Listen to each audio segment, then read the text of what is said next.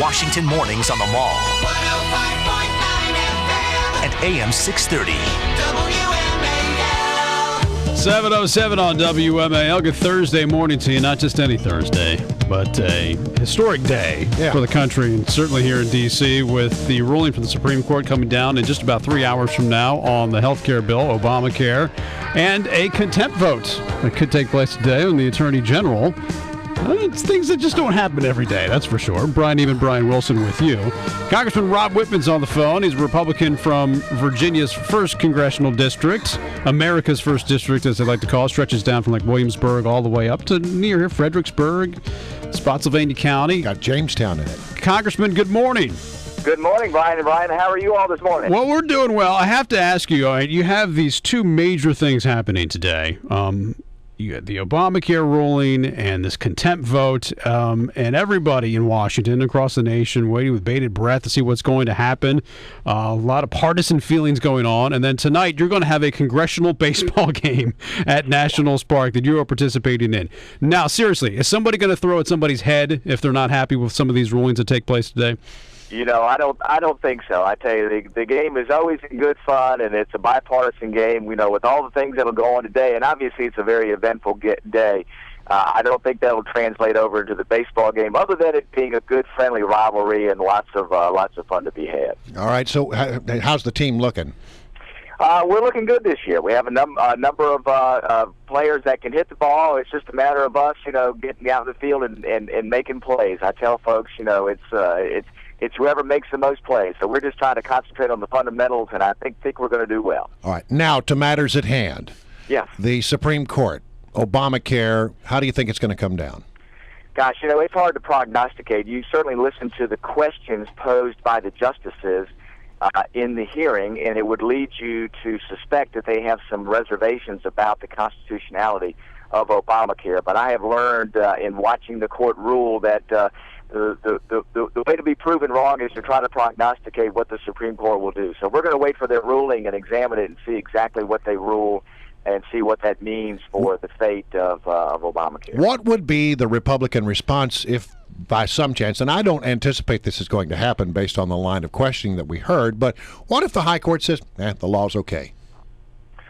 Well, I think if that's the case, obviously there are a number of aspects of the law that are problematic that have led to increased costs. I do think there are significant efforts that are needed in order to fix health care. I do not believe that Obamacare is the fix.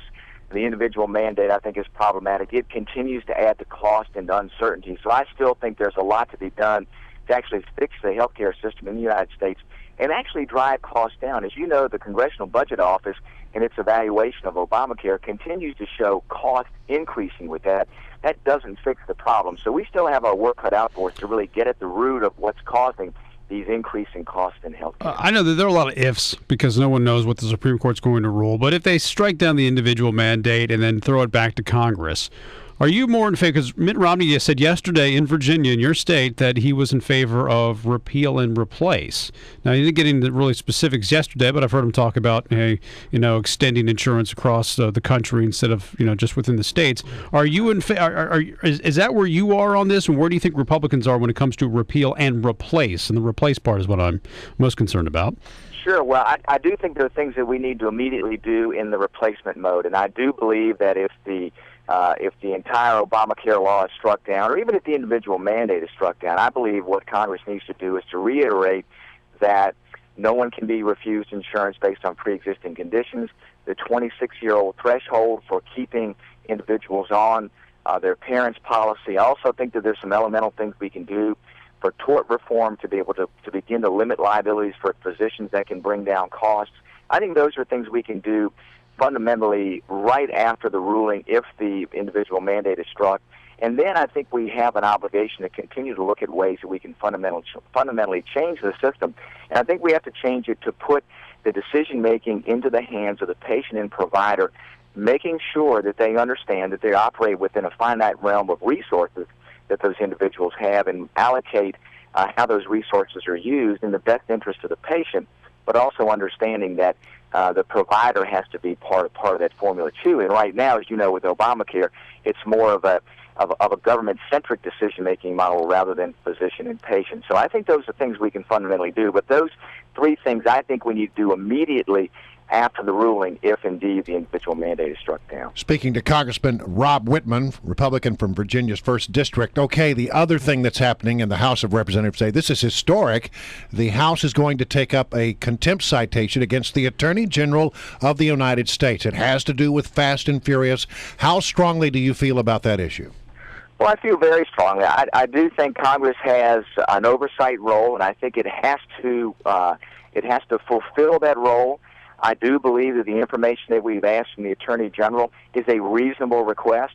I do believe it should be provided to Congress so that we can determine what exactly happened with the progression of providing firearms to the Mexican drug cartels from our U.S. law enforcement agencies. I do think we need to understand that. That is Congress's role, and I do think we need to exert that role. And if the Attorney General is refusing to provide us those fundamental documents, we do have, I think, an obligation to continue to press the issue. Obviously, we'd like for it to be resolved. We'd like to get those documents, but if not, I do think we have an obligation to act. And obviously, if by noontime today or about 12:30 today, when this vote comes to the floor, if those requests haven't been satisfied by the Attorney General's office and Congress has a decision to make, and if we do not receive those documents at that time, I am ready to vote in favor of finding the Attorney General in contempt. All right. You also sit on the Armed Services Committee. Obviously, with sequestration, you're going to see, we talked about it yesterday at great length, a lot of defense contractors are already putting out notice, hey, there could be a lot of layoffs going on.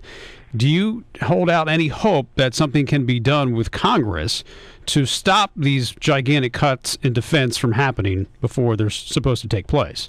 I do. I'm starting to see just a little tiny bit of progress. I think everybody on the Hill is beginning to understand the severity of what will happen if sequestration goes into place, what will happen as far as this nation's ability to provide the basic elements of defense that are necessary, how it will affect defense contractors, how it will affect the Pentagon. You know, everybody's assertion from Secretary Panetta on down has said that this would be catastrophic. This has to be taken care of now, not waiting until the lame duck session of Congress. So I think urgency is beginning to set in the minds of many members of Congress, so I am starting to hear the conversations heighten, people talking about solutions, talking about ways to get sequestration off of the table so that it's not a situation where it's disruptive to this nation's defense, that it creates a situation where it's catastrophic for us to be able to, in the long term, meet this nation's defense needs. So I think the reality is beginning to set in. All right. Well, Congressman Rob Wittman, Republican from Virginia's 1st District, thank you for joining us here. Good luck in tonight's game. Yep. By the way. Thank you. Thank you so much, Brian. And Brian, you all have a great day. You too. So you got Obamacare, you got contempt, and you got baseball. And by the way, the game's at the National Stadium. Cool. It's at 7 o'clock tonight. I actually have gone to a couple of those games before. They're kind of fun. Yeah, they are fun. And sometimes it does get heated. Oh, yeah. And there have been some congressmen who have been injured.